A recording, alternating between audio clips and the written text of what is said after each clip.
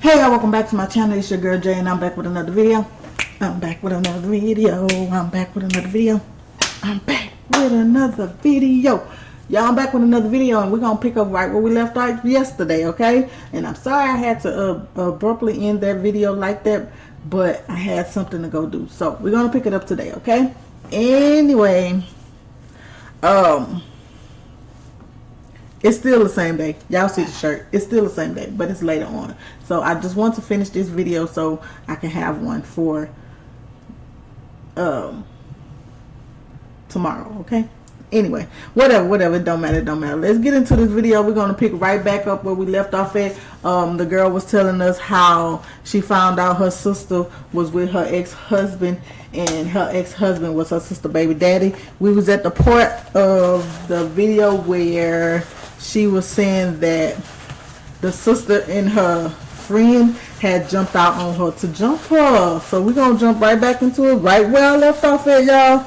Right where I left off. We're going to get into it. Let's get it. Let's go. You've turned my worst into the best part of me. Like I said, we jumping right back into it. Her sister and her sister friend pulled up on her to jump her. Girl, got out that motherfucking collar. What's up now, bitch? What's up now, bitch? You got my motherfucking husband sent to jail and proceeded to jump you. It was four of them hoes. You handled one. You beat the fuck out your sister. Couple cars that was driving up the street must have seen what was going on, and a couple people ended up pulling over and was able to break up, you know, them jumping you or whatever. Somebody must have snuck around somebody, because one of the friends ended up coming around with a motherfucking bat and hitting you so motherfucking hard in the stomach you couldn't even get up to walk. One of the people who pulled over on the side of the road was kind enough to drive you back to the emergency room. The one person stayed to try and wait on the post, but of course your sister and her friends ended up driving off. When you got to the hospital or whatever, they end up taking you straight to the ER because you was bleeding. And, you know, you was a little banged up, I ain't gonna lie. Boom, you sitting in the motherfucking ER, bitch, mad as fuck, sitting on that hospital bed, trying to figure out how you gonna get each one of these hoes one by one, because them bitches got you so upset. So as you was trying to leave from the ER to go back up there to where your grandma was, one of the nurses ended up meeting you, and she was like, oh, are you leaving? You like, yeah, my grandma is upstairs in ICU. I need to be by her side. You know what I'm saying? Right. Like, you know, are you okay? You like, yeah, I'm fine. I'm just a little banged up. She's like, well, you were bleeding, and I don't know if you know or not, but you're pregnant. Whoa. What? Yeah, you're about 5 to 6 weeks along. Oh my goodness. What? We need to do an ultrasound to make sure that the baby is okay. What? Pregnant. No, for real. Me? She smiled. She's like, yes, ma'am. You. Now your mind went from wanting to beat the fuck out these bitches to make sure that your goddamn baby is okay. Because you're pregnant with a baby that you was like, but I had my period. Like, yeah, it probably was just implantation bleeding. I'm pregnant. She was like, yes, ma'am, you are. But then the nurse goes, I ordered an ultrasound for you, and if it's okay, I would like for you to stay to make sure that baby is okay. So you end up asking her, can I get an update on my grandma who's in ICU? She was like, yeah, I'll get somebody to give you some information momentarily or whatever. So boom, a few minutes went by. One of the doctors ended up coming by telling you that, you know, your grandma is still stable and she's okay for now. Eventually, the ultrasound tech ended up coming to get you. You did an ultrasound and it was confirmed that you are pregnant, bitch, and your baby is fine. But while they doing the ultrasound, you FaceTime your man, because this is how you gonna announce it to him, because bitch, what? I'm surprised, nigga, you gonna be surprised too. So you end up FaceTiming your man, girl, with the damn camera towards the screen. He like, hello? He like, babe. You like, surprise, surprise. He like, that's us? This us. You finna have my baby. It looks like it. Oh, you finna have my motherfucking seed. I knew it. You knew it. You say, hell yeah, I'm gonna lock you down. Period. You tried to, and did. He gonna say, surprise, surprise. Gotcha, bitch. We got two. Anyway, so they did the ultrasound for a little minute. The whole time you got your man on the phone, and they ended up hitting y'all with another surprise, letting you know that you was pregnant with 3 babies at one time. I know you fucking lie. What?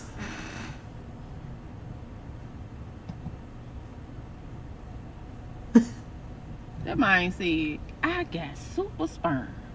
God damn. I went from a father of one to now I'm gonna be a father of 4. 3 kids.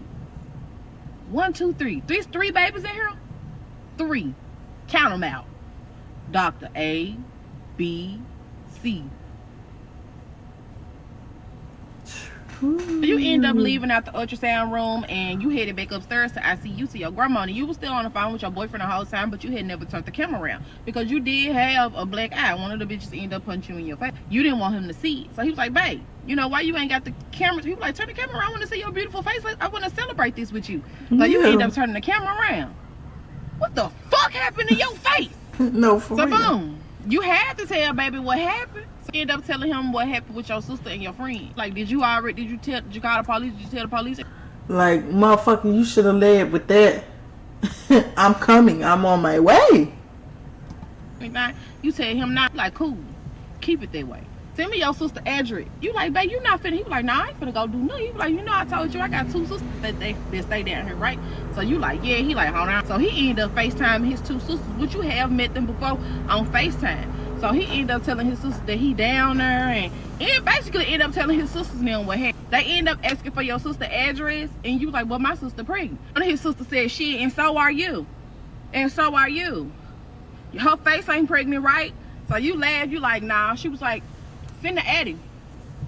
So you end up giving them your sister address. About an hour later, she ended up FaceTiming you like this. She was like, this that bitch. And your sister laying on the ground, face bloody as fuck. She was like, don't nobody fuck with our folks.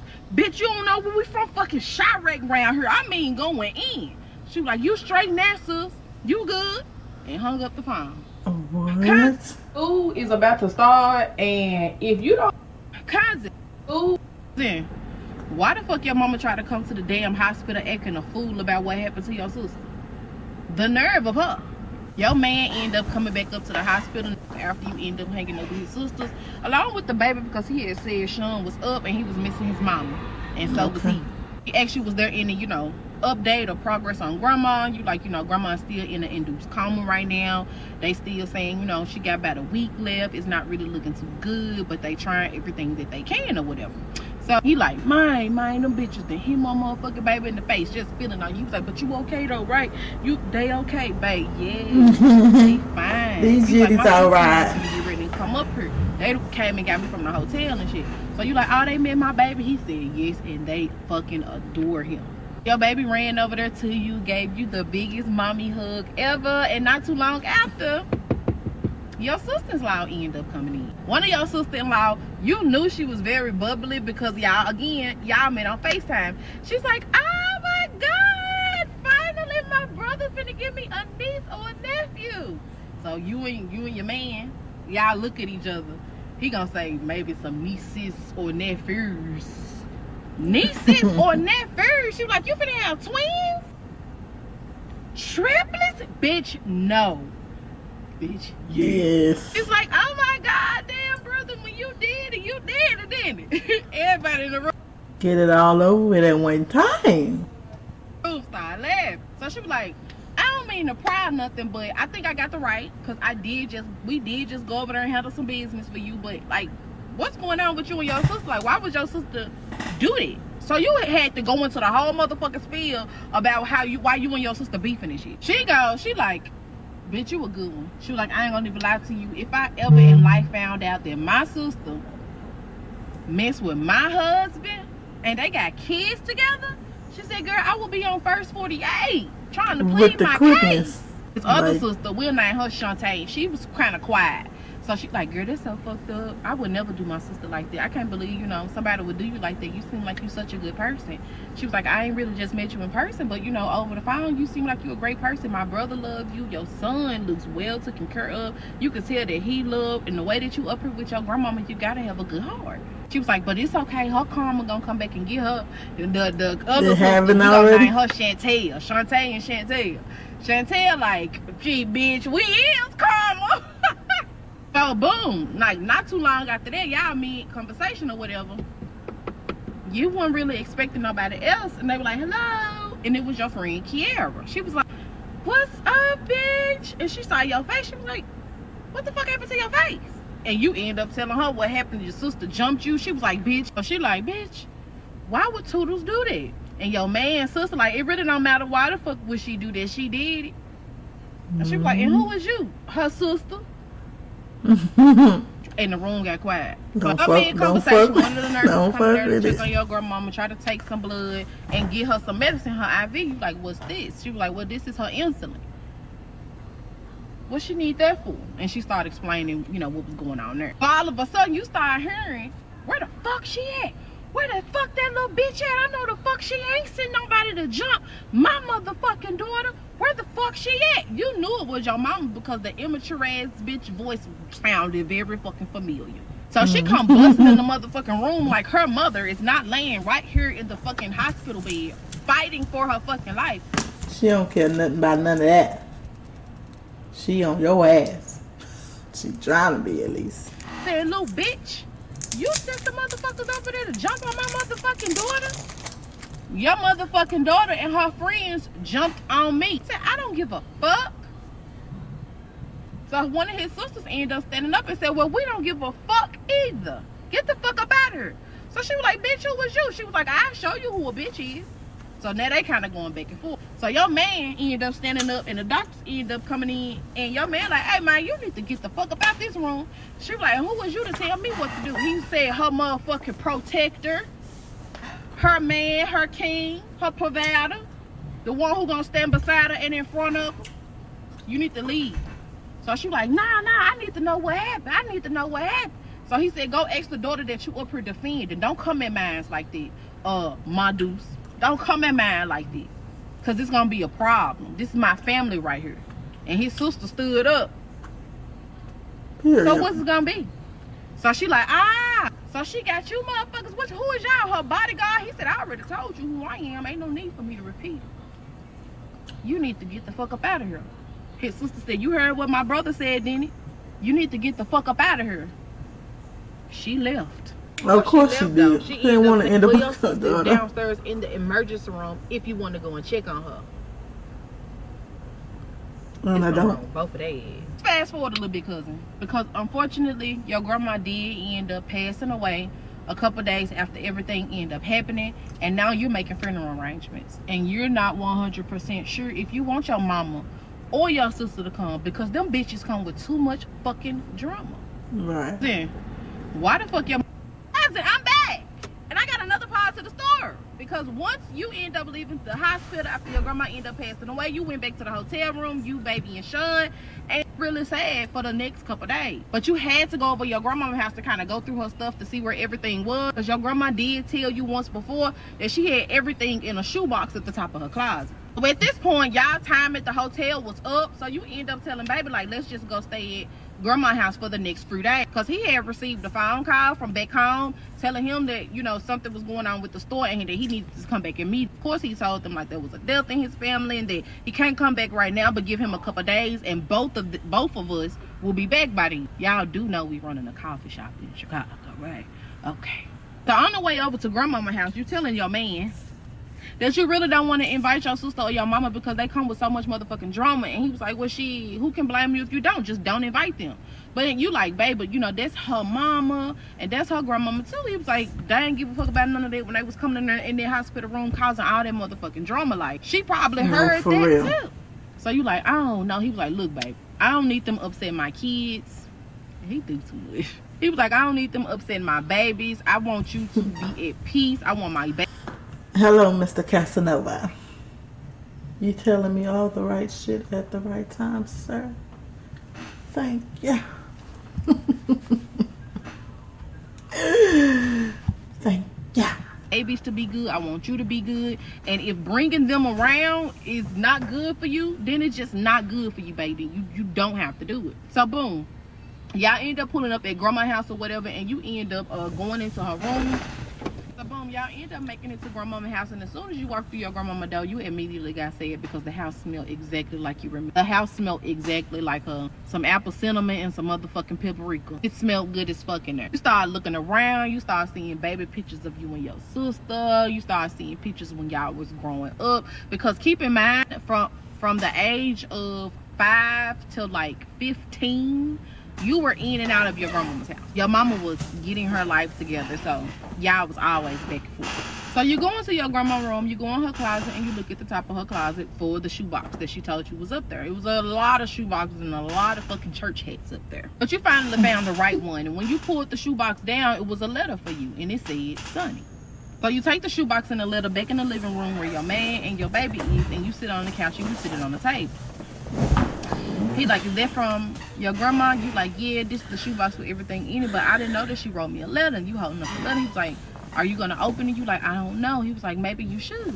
So you sit there for a minute, you go in the kitchen, you get yourself some water, you stand in there and you drink it, and you finally come back out and you go ahead and you open up the letter.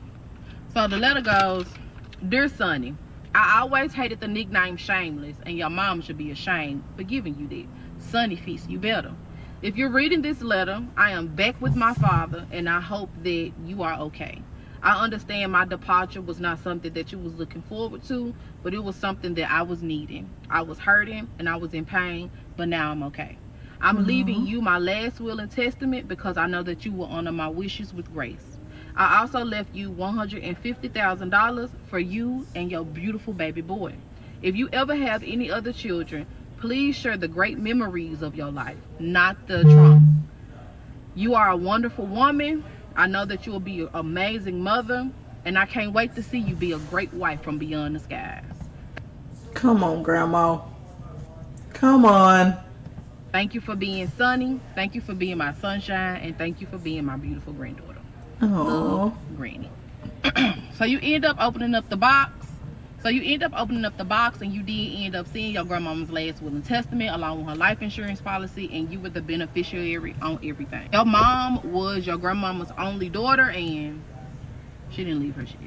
While you was reading your grandma's last will and testament, you end up seeing that your grandma said that she would have rather be cremated than put in a burial plot. And of course, you're gonna honor your grandmama's wishes. Boom. Even though Granny is gonna be cremated, you decided that you wanted to give your grandmother a funeral still because your grandma was a Christian woman and she was a pillar in her community. Everybody loved Granny. So her church home said, of course, you can have the funeral there. They would love to say they last goodbyes to her, and that's exactly what you decided to do. You end up calling some of your friends, some of your family. Your friend from Chicago had flew down. Your friend Kiara had came by, and they started to ask you, was you going to invite your sister and your mom? You told them no. So they tried to talk you out of it, saying that at the end of the day, y'all still a family. And you said, and at the end of the day got to end, and I don't have time for their drama. All of a sudden,